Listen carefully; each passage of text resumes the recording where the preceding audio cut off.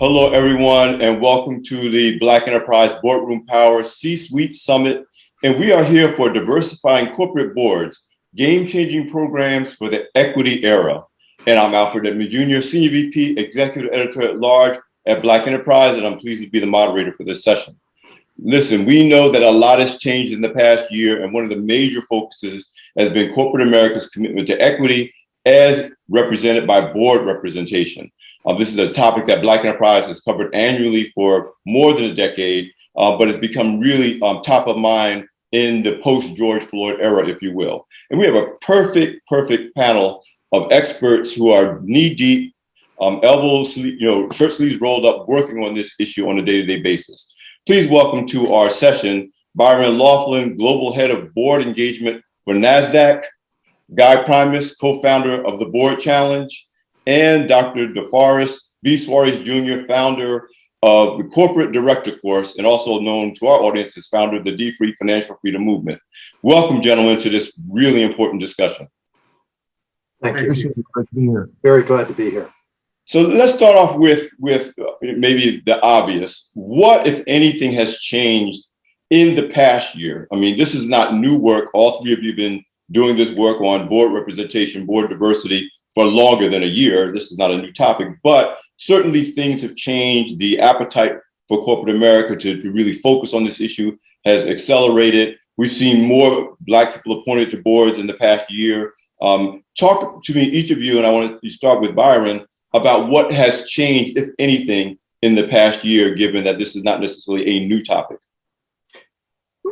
Thank you, Alfred. Leading up to the last year, I saw the world, and I think many of us saw the world changing from one where the emphasis around the boardroom was more and more focused on management in the past. I think in many ways, we've done well in the management area, at least studying it, and in many cases, leading in it. But we've transitioned over the last many years towards a governance era. And in the last year, the conditions that confronted society around the pandemic, around George Floyd's murder, around various other events over the last year, I think it moved or accelerated the focus of governance. And therefore, this emphasis on board effectiveness and the board's level of engagement around the long-term sustainability of a business. You know, guys, as Byron just really outlined, this idea of the impact of a board, not just the presence of a board, has been building momentum pretty much over the last 15 years. My observation that it's not enough just to kind of sit on the board and come to meetings, but the general public is more aware, I think, than they have ever been on the role of governance and what a corporation does or doesn't do. So, what do you see it has changed in the past year, if you will, with regard to that focus? Yeah, I'll speak personally, and kind of from some of my friends, right, who I went to business school with, or I've engaged with over the past, and many of them being Black and many of them being non-Black. And I think from the Black director's perspective or prospective director's perspective, there's an awareness that I should be in the game. I deserve to be in that game because I can add an incredible amount of value. And so I think there was a desire to be at the top and kind of to sit in that boardroom. But I think now people are saying, I really deserve that. I should be there because they're making poor decisions, or I could improve on the decisions, right? So that's the first thing. And then I'll speak from, my friends who are, on private equity companies and on boards and, investment management companies and are on boards. And I think really what happened with them is they're immersed in their world and they're seeing a homogeneous population on a day-to-day basis. So they're not surrounded by those people that are being impacted on a negative basis on a daily basis. And I think that what George Floyd in particular did, but facilitated by COVID. So those two things have to happen simultaneously, because if you're not at home and George Floyd is on the news, you may not see it, right? So those two things kind of happening together, and people being at home and forced to sit and watch what's on the news and forced to kind of just not be out at the restaurant or not being out at the cigar bar, what have you. They're really forced to confront the fact that things aren't equal It's very, very unfair. And, there's some things that I can do, and speaking from their perspective, that they can do as an individual to make that change. And my friend Brad Gerstner, who was the co-founder of the Board Challenge, actually faced that very, very directly when he took his son to a Black Lives Matter rally in Palo Alto. And that's the thing that started the Board Challenge. It wasn't me convincing Brad. It wasn't our relationship that, has existed for 20 years. It was his son, kind of going to a rally and saying, Dad, you need to get in the game. You need to do something about this. Dr. Suarez, we talked about the fact that on the one hand, our corporations, who are looking for great board representation, trying to find ways to strengthen their boards, and now diversity being top of mind. On the other side of that equation, there's a lot of really well-qualified Black people who could be on boards, but have no idea necessarily about how to approach that as an opportunity. Because for a long time, the idea of getting on a corporate board, whether it's for a large company or even a smaller company, has been a kind of a mysterious thing to the general public. So talk to me about what you see that has changed in the past year, especially from the perspective of a large proportion of our audience who would be interested in serving on a corporate board if they had a better understanding of how that works. Yeah, well, first of all, thank you for inviting me to be a part of this distinguished panel. And thank you for the Black enterprise focus on corporate governance and diversity and inclusion at that level. As Byron said, this shift from focusing on management to governance has been a real shift. And I trace it back to the beginning of the financial crisis, the meltdown, the global meltdown that we had starting in 2008, I think put a real spotlight on directorships that were more ceremonial than really functional. And to Guy's point, people standing on the outside, watching some of these disastrous decisions being made, especially in the financial services industry, we're saying, look, I could have told them if they had just asked me the question. So that shift happened. And then you had, to the previous point, you had COVID, which kept people at home. And then you had this courageous young teenager who filmed the George Floyd tragedy. And that video did for this season what the 1963 televised version of Birmingham, Alabama did for that era. And as a result, people who, I have good friends. I'm the chaplain to my local police department. And I have good friends that say, look, if you've done nothing wrong, why fear the police? And I think America saw on that George Floyd video what Black Americans were raised to understand, and that is be careful with the police. And like 1963, when they saw the brutality that was unleashed upon the civil rights workers, I think America was then ready to hear a message about public accommodations in 1964, about voting rights in 1965, about fair housing in 1968. And so we saw public policy beginning to recognize the role that it played in creating diversity in the private space. And let's not forget the Me Too movement, because the Me Too movement began opening up doors of opportunity based on the awareness of how women were being treated in corporate America. So this convergence, I think, in the last year has caused three things to happen. Number one, public policy. Legislatures around the country are requiring that public companies have diverse governance. Number two, investors. The BlackRocks of the world are saying, we want to invest in companies that have diverse governance because there's a business case that says diversity in the boardroom makes for more effective business. And then three, the regulatory environment. Our regulators, both the Security and Exchange Commission, Nasdaq, and others are requiring that the companies that report to them report on diversity. They want to know about gender. They want to know about ethnicity and race. And I think that atmosphere has created an opportunity. Now, on the backside, which is where I work, it's, I think, incumbent upon us to help convince senior executives, women, African-Americans, and others that these opportunities are real. Because if you face glass ceilings all of your life, if you've not been mentored by people who've been inside the boardroom, it can be hard to even understand how qualified you are to serve in a corporate directorship. And I have learned, as I've mentioned to you, Alfred, from so many senior African-American executives that they don't even have a strategy. They don't know where to start. They don't know who to call. They don't know how to read a proxy statement. They don't know what a 10Q or 10K is. And so I spend a lot of my time just teaching people the basics about corporate governance and how they can use those basics to take advantage of opportunities.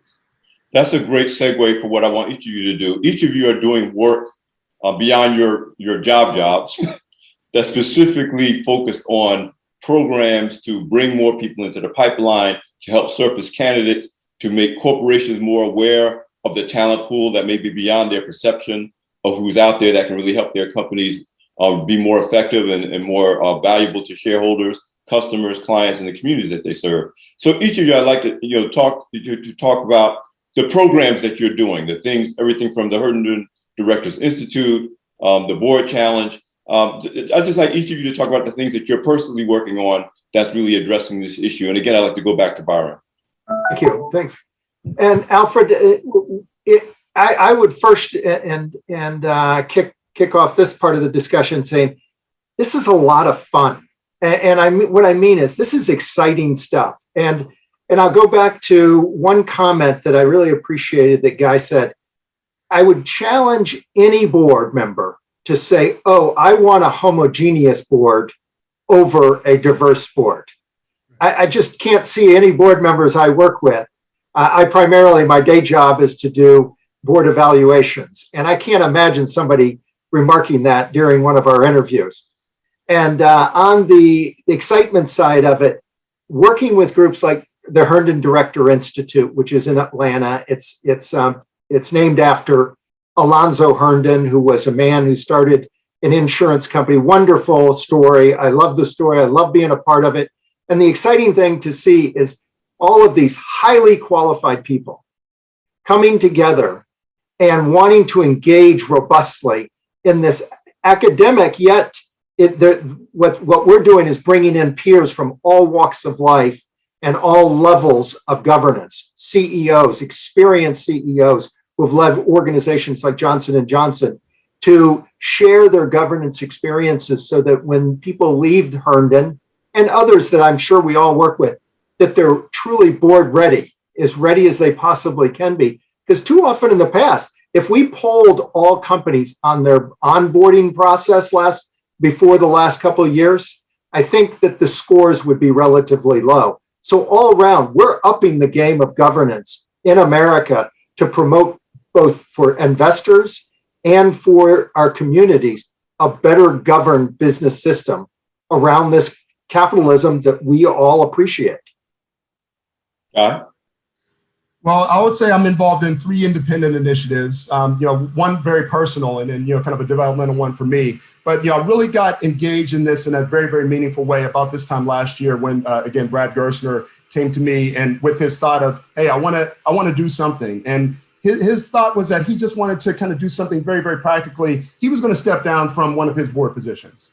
Publicly traded company. And then someone kind of talked to him, right? I think between Tony West at Uber and Rich Barton at Zillow, and said, hey, why don't you use your influence to actually do something? And instead of you stepping down, that's one seat. Why don't you just call for people to, if they don't have a Black representative on the boards, just add a Black representative. And it's a very simple thing, right? It's, to Byron's point, everyone wants a diverse board if you really, really think about it. They might not know the flavor of the diversity they're looking for, but they want diverse thought. And so that is what the board challenge did. And so we challenged, hundreds of companies, over 100 have stepped up and said, either we're going to support because we already have a Black board director, but more importantly, 25 companies and said, hey, we don't have a Black board director. And we, in the next 12 months, are going to appoint a Black board director. And so that's everyone from Accolade to Zillow that have said, kind of signed up, from A to Z and signed up and they've taken that pledge. And most of them actually have, actually put someone on the board. So that's the first thing is the board challenge.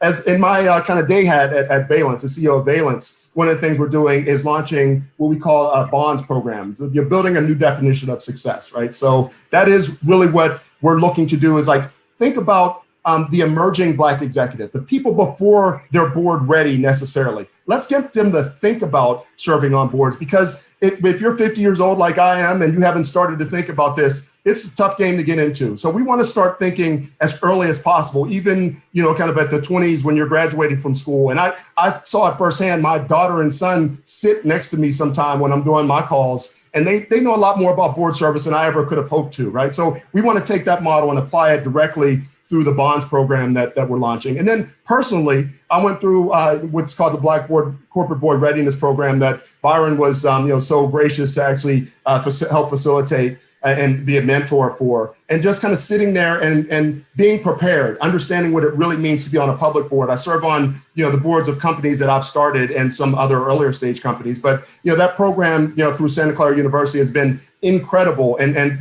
people like Byron and Barry Lawson Williams and Shelley Archambault, who stands up at every occasion. It's just really incredible to have that group of mentors lead people like me who are not on public boards but aspire to do that. And so it's been a three-pronged journey for me. Dr. Suarez, I mean, I'm really a big fan of the program that you're doing, because you're really, like you said, you're helping people to understand you are really ready, or maybe one step away. You just need to understand how it works and how to get to it. So talk about your program. It's funny. I went on my first board for a local community bank in Central Jersey. And I went there because I was a local pastor, a former activist, and I'm there to quote unquote represent the community. And when I got there, you guys will appreciate this. When I got there, after my first meeting, they handed me a W-2 form to fill out. And I said, well, what is this for? They said, so that we can pay you your director fees. Well, I didn't know directors got paid. And I told them every board I've ever been on, I had to pay to be on the board because all of my experience have been on nonprofit boards. And that board has now led to about 7 boards in the last 25 years. I'm on 2 corporate boards now. I specialize in executive compensation. But my own experience helped me realize that I would have never, ever dreamt of being on a corporate board. And I would have never dreamt that the local bank around the corner with 100 million in assets in one branch was a corporate board. And so I approached this from a kind of grassroots perspective, starting where Guy said, helping people begin thinking about being on a corporate board. Most of my peers, my network come from the nonprofit world. But if you've been on the board of enough nonprofits or a school board, you have probably more qualifications than you realize to be on a corporate board. And so I started simply by answering the question of my friends, how did I get on these corporate boards? And what did I do between board number 1 and board number 2? And how do I behave? And so I just put together a course, basically. I had just planned on doing a video course to see, just watch this and you'll have the answer. And it turned into a program. We have group sessions. I do one-on-one coaching. And the sweet spot for me is not the IBMs and the Prudentials of the world. I have a major business relationship with Prudential, but I have no dreams of being on their board, because there are corporate boards. Every local bank has a board.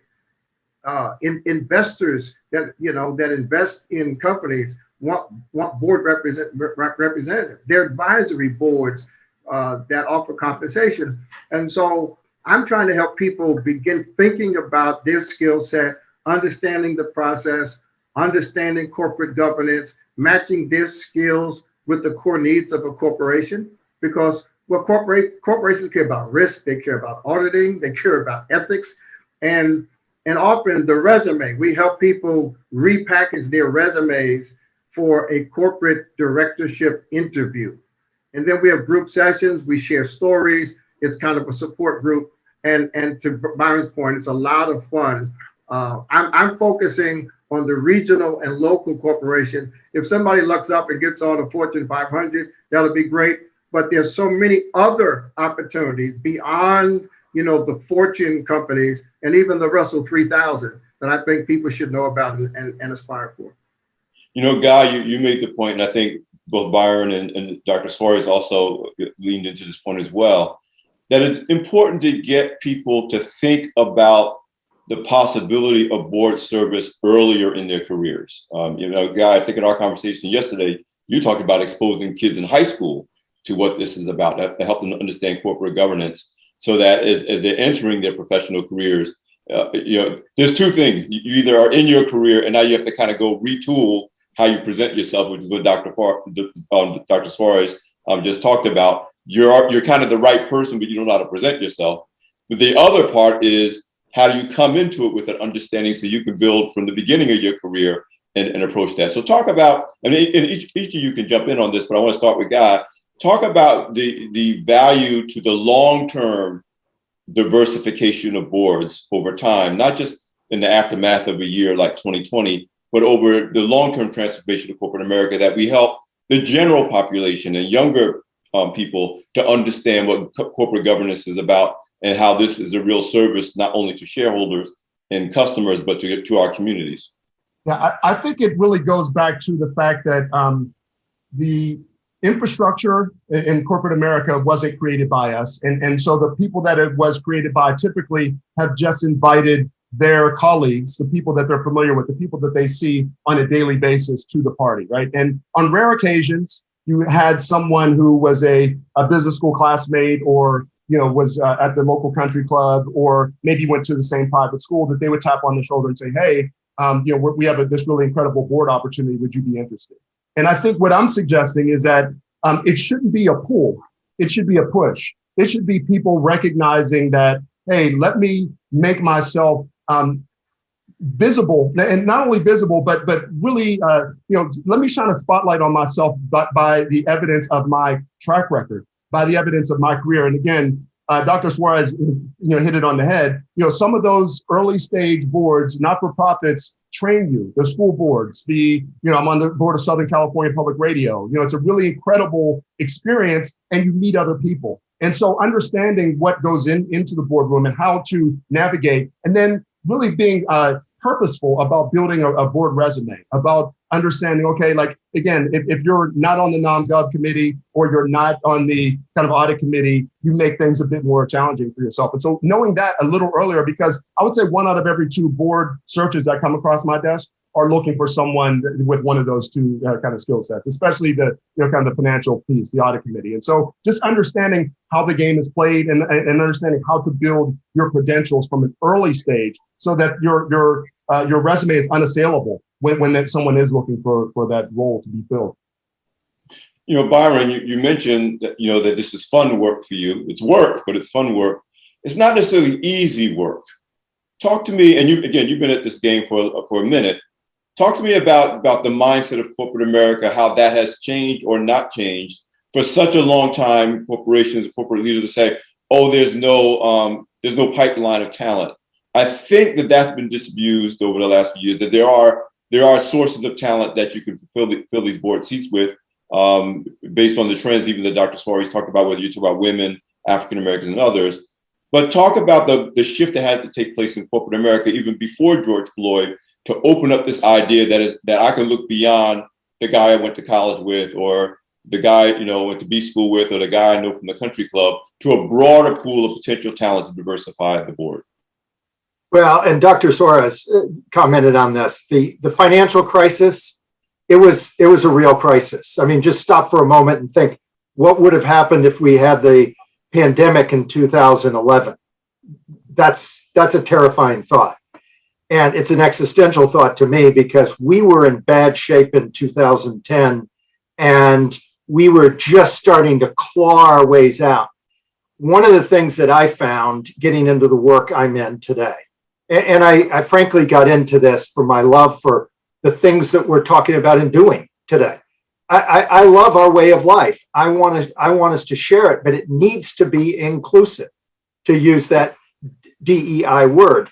And the shift I'm seeing out of a few points that I'll reference.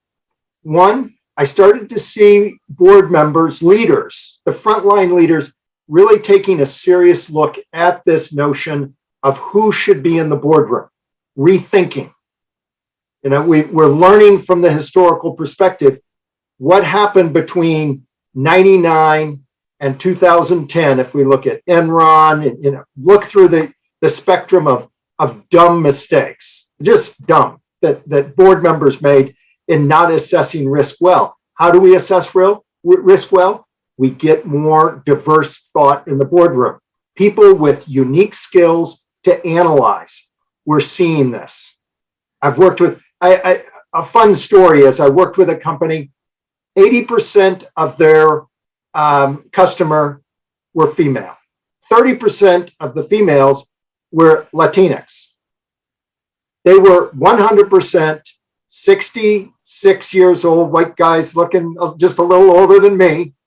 And they brought on two diverse females. Those two diverse females became audit chair and comp chair within 18 months. The board chair said to me, Byron, and I think this is one of the most important thoughts that it's like opening the windows and letting fresh air into the boardroom. We need fresh air to think. We can't think well with stale air. The boardroom needs fresh air.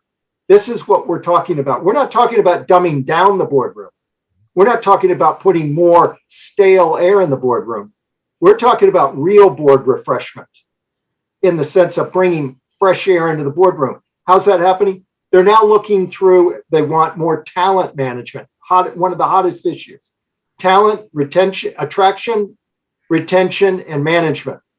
That has elevated the CHRO role in the boardroom. So now you're seeing people from different areas, CFOs, CHROs, CMOs, CTOs, CEOs, all now are carrying similar kinds of weight into the boardroom because of their unique perspectives and skills. That broadens the perspective for many. And then there's others, e-commerce experts, other forms of technology experts, because we can talk about ES and G, but we can't really do it without the D. We all live in a digital world now. And so it broadens our perspective into how does the digital impact the E, S, and G. So those are some of the areas that I'm seeing the board rethink its responsibility to management and aligning around management so the investors are better represented. You know, you make a really good point, and you just called to mind a package, a content package for Black Enterprise I worked on several years ago that talked about the expansion of the C-suite. It used to be you knew about a CEO, a CFO, and maybe a COO, and that was it. And now the chief executive position ranges from chief people, chief marketing, chief technology, chief information, and I could go on and on and on. If you go on LinkedIn, you see any number of chief titles that aren't just for show. They have meaning.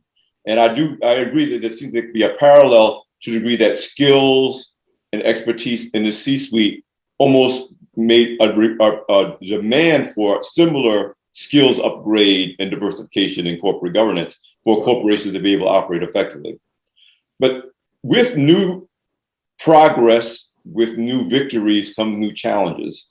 And one of the new challenges that has emerged now that corporations are more serious about getting African Americans into board positions is this issue of kind of recycling the same people. That doesn't seem to be happening with other demographics. So it's not uncommon to see a Black director serving on 4, 5, 6 boards because companies tend to want, let me just pull from this pool of people that we know can do it.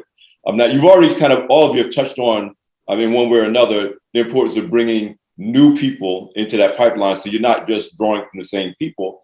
But how do you address the mindset of corporate America that doesn't necessarily seem to apply to other quote unquote pools of demographics when you're talking about board recruitment, to not just go for the Black person who already sits on 2 boards, because that's a safe move versus someone who may be serving on their first board or their second board. And I want to start with Guy, and then each of you guys can chime in. I think you hit it on the head when you said safe, right? No one ever got fired for hiring an experienced board director. It's just not going to happen. But why are you there? Why are you in that seat as a board director, right? And it's not to be safe.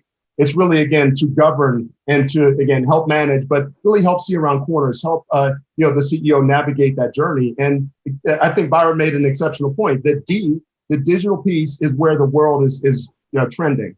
And that doesn't really line up with the corporate board director that's been on 4 and 5 boards, right? And I'm seeing the same thing repeat itself, honestly, with even my friends that got their first board position. 3 months later, they were offered their second, right? So I think there is a safety there. There's a vetting process. There's a familiarity with the board environment. But I think that as we evolve, and one of the things that we're focused on at Valence is really focusing on the earlier stage companies. So it's one thing to be IPO, where you're kind of on one side or the other of an IPO, right? You've been a going concern for a long time and you're publicly traded, or you're about to go. And I think there is a special need for those people to have board experience, especially public company, because it comes with a whole separate set of circumstances and requirements. But we're dealing with companies that are Series B and Series D. And they're looking to say, you know what, we don't want to wait until we're public. We want to actually get our ducks in a row now. We want diversity of thought. We want that fresh air. We're going to open this window now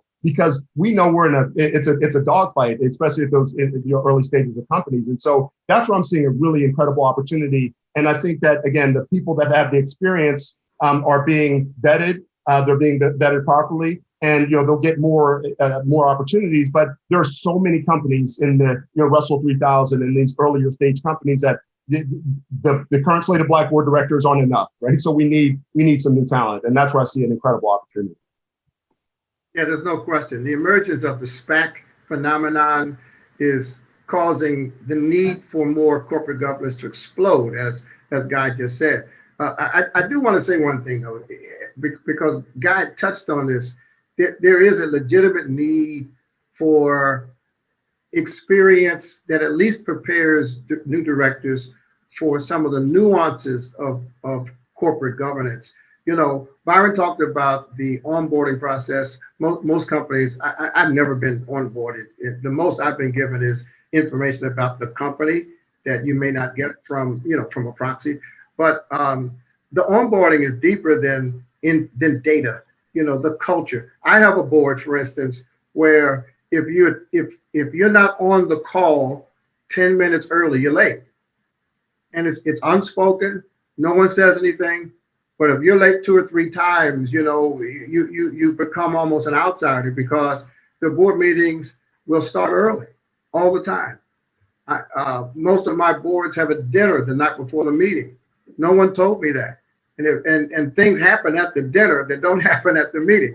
So what I try to do is to help people prepare for the fact that you've got to study and ask questions in your interview to understand the board culture, the interaction. Because while we do want new people in the boardroom, collegiality is critical. I've been on boards where there are just some outliers, some people, they just don't gel. It has nothing to do with race or gender. It's just personality. And sometimes the safety has less to do with, any kind of prejudicial thinking than it has to do with, can we work together? And what kind of group do I work with best versus other kinds of groups? So it's a real dynamic situation that has plenty of opportunities, but I do think that to your question, Edmond, we have to literally and personally, I take it, help hold people's hands, not only to prepare them for thinking about the board, but interviewing for the board and even getting started at the board, because it can be a daunting, intimidating situation when you walk into a board. There may be a process that's happening. There may be litigation pending. There may be activists on the outside. And here you are, with a stack of papers. Most of my boards average between 300 and 500 pages of documents to prepare for the next meeting. And it can be daunting. It's more than being paid to show up at 4 meetings a year, that's for sure. Yeah, Byron, and I want you to jump in on this, but Dr. Suarez really makes the point. Board work is work. I mean, I think a lot of what we as Americans learn about what business is like is from movies. And we just see, guys and maybe 1 or 2 women in a boardroom with the big long table and making big decisions. But I don't necessarily think it's totally clear to the general public that this is real work. So to talk to me about that in the context of bringing new people into the pipeline. And you're reading constantly. You've got sometimes hundreds of pages to read. And I'll highlight what I've observed is 4 key areas to have that kind of fit and readiness perspective, and kind of to the intelligence that we talk about in society. You've got intellectual, emotional, spiritual, so the values that a company carries. Every company believes in something. You'll find a value statement.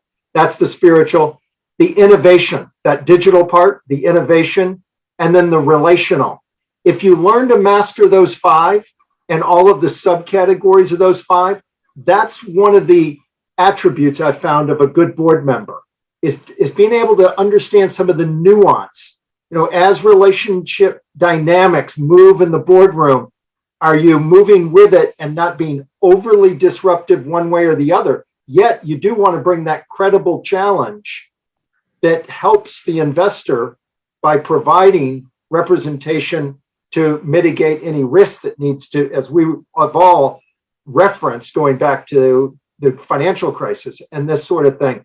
So that's one area that I would encourage people, really find your strengths in those 5, but help to grow all 5 of them. We all are in some capacity, but really knowing how that works in the boardroom, that's real work. And that's part of the ongoing work. I would say too, that in a sense, every board member I talk to, there's a certain amount that they're developing psychology of board understanding at all times. In the time that we have left, gentlemen, I really want to kind of do a look to the future. I would say, even based on our own coverage in Black Enterprises, we've done our annual Blacks in the Boardroom lists and reports, that we are headed in the right direction, and that things maybe have accelerated for the obvious reasons that we've all pointed out since 2008, and certainly in the past year. We are headed in the right direction, but we're not there, and because that's why the work that you're doing is so critical. But what should it look like?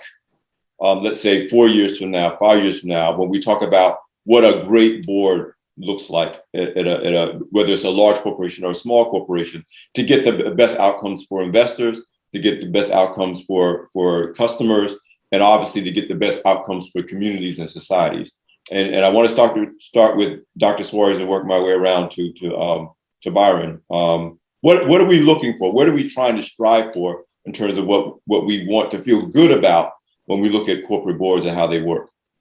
Well, of course, in the first instance, that we have to have corporate governance that reflects the capabilities to ensure the investors, the stockholders, that their interest is protected.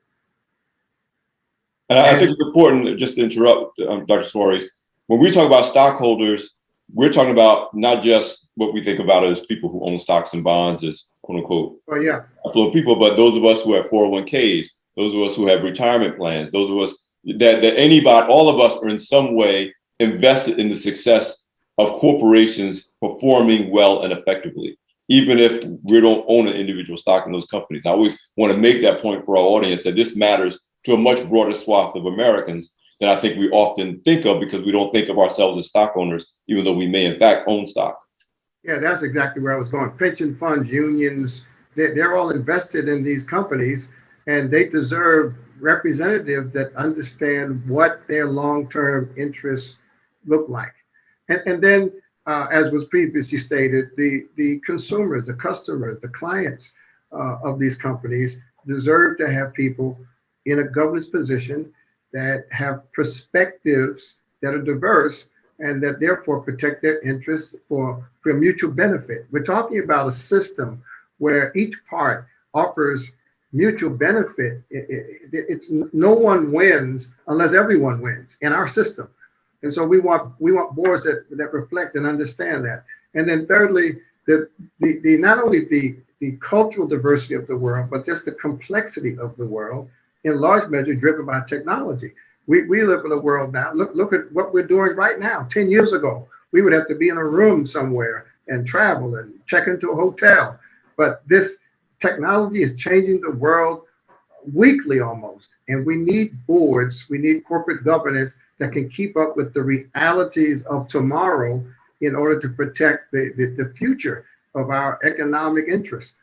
And I think we are going in the right direction with women, with young people, with cultural diversity.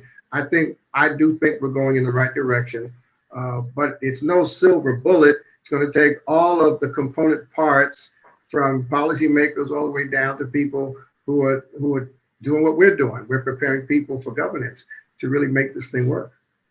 Guy? So if I think about Valence's vision for the future, it is generations of Black professionals who are skilled in the art of business.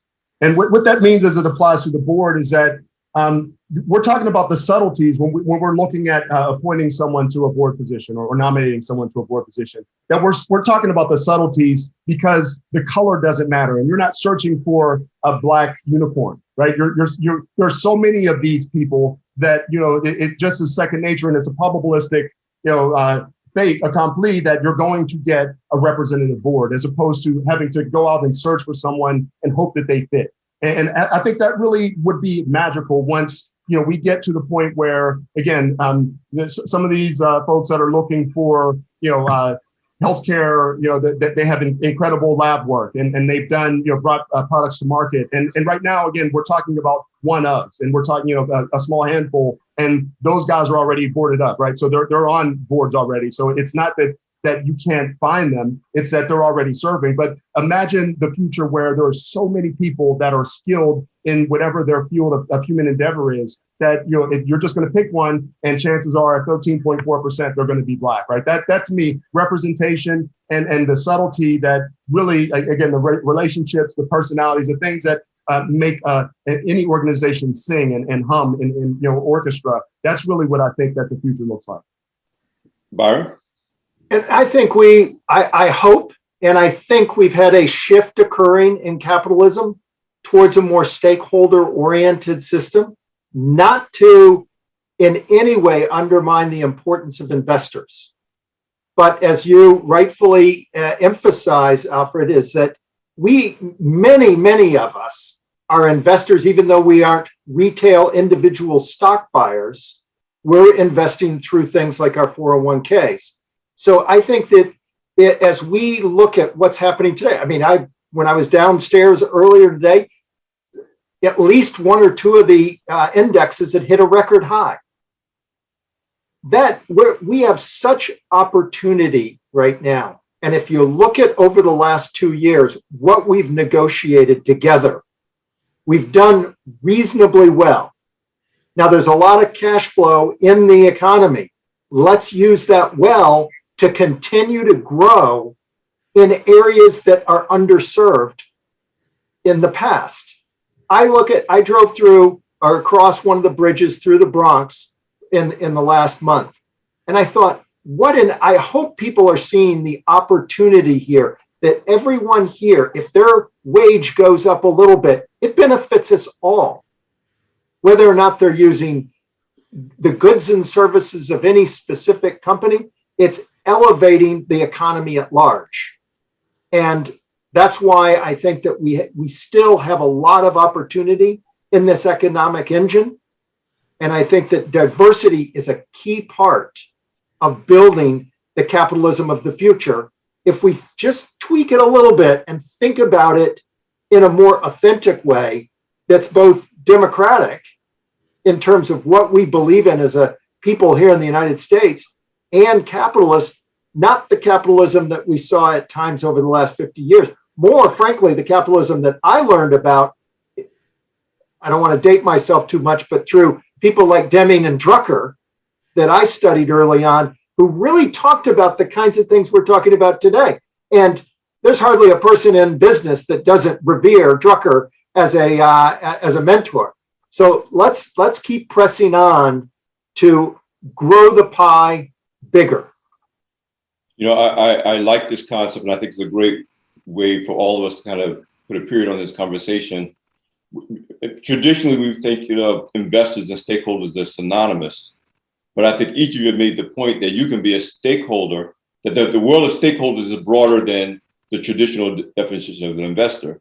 And we found out during the financial crisis that we all had a stake in it, because it affected everyone in just dramatic ways, no matter where you were in the economic spectrum of the nation. no matter what you did for a living. The pandemic affected all of us. We all had a stake in how companies conducted themselves. We all have a stake in when corporations stand on public policies, voting rights, just you name the issue.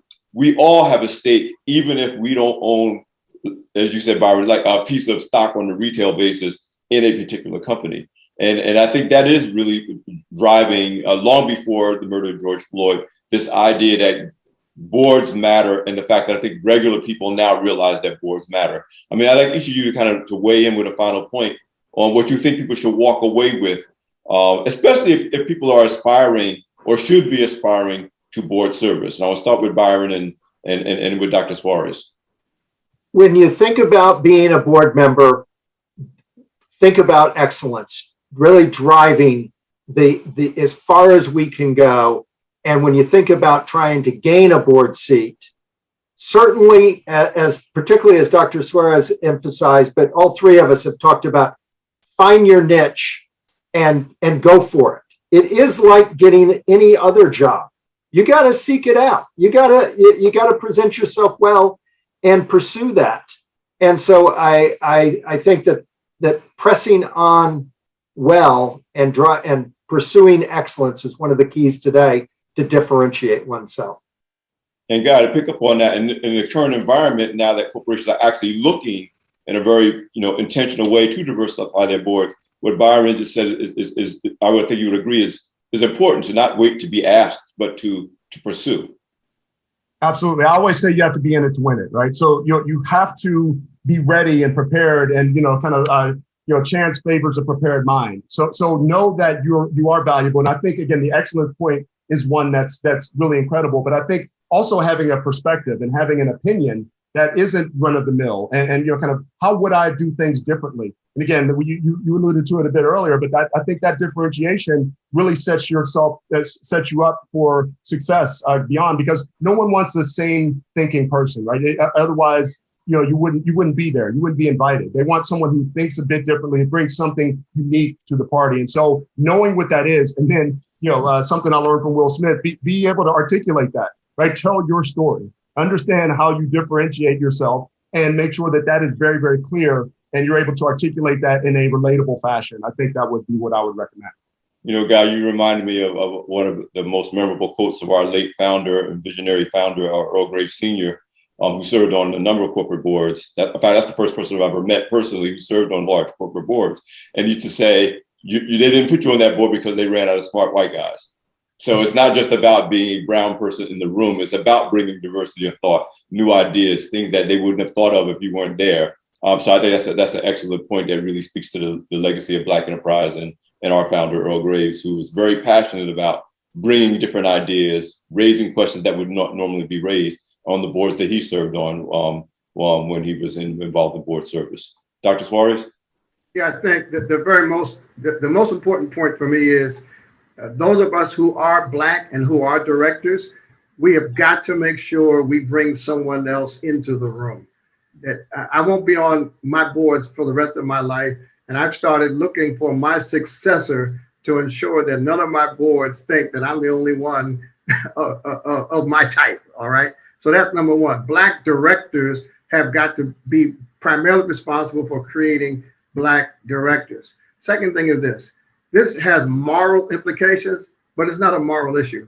This has to do with capitalism. It has to do with our economic system and the fact that there's a business case for diversity that's well documented, and we have to approach this not only from a moral perspective, but from a business perspective.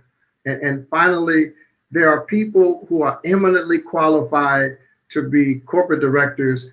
My advice is to think small. Now, I'm a preacher, so I'm always wanting people to think big, but think small. There's a small bank, there's a small insurance company, there's a regional business near you that you probably do business with, that you probably know people who are connected to. Start there. Don't start with General Motors and IBM, even though, listen, go for it if you can, but don't dismiss the smaller companies that present opportunities for you to get not only your feet wet in the corporate boardroom, but also to really do some good for that company for your community and for the country. Alfred, I feel like jumping up and saying amen. Oh, amen. Yes. Amen. For Baptist preacher there, and amen. Amen. My one regret is that I can't take you all out for some good old-fashioned North Carolina barbecue after this. I'm there. I'll get on a plane for that. Right. Come on down. Listen, gentlemen, I want to thank each and every one of you for just taking your time to share your expertise, to share your passion, because it's clearly this is work that you guys really enjoy. It's good work. It's great work. It's impactful work. And thank you for just really being a part of this summit today. I want to express appreciation on behalf of Black Enterprise to each and every one of you, Byron, Guy, Dr. Suarez. Thank you. Thanks for having me. And this is Alfred Edmond Jr., Senior VP, Executive Editor at Large at Black Enterprise. Thanks for joining us.